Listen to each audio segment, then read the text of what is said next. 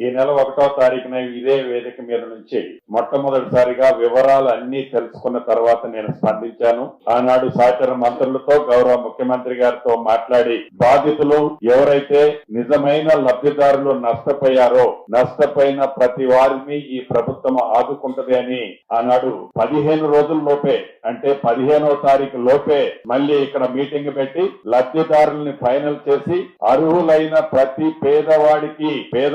దీవెలతో వచ్చిన ప్రభుత్వం ఆదుకుంటది, సహాయం చేస్తది, తప్పకుండా మీ ఘోషని ఒట్టిగా పోనీదు అని చెప్పడం జరిగింది. అన్నమాట ప్రకారం గౌరవ ముఖ్యమంత్రి గారు, డిప్యూటీ సీఎం గారు, స్థానిక శాసనసభ్యులు, మంత్రివర్యులు అందరూ సూచనలు సలహాలతో ఈనాడు లబ్ధిదారులు ఎవరైతే జెన్యూన్ గా ఉన్నారో పక్క జిల్లాల నుంచి వచ్చి ఉన్నా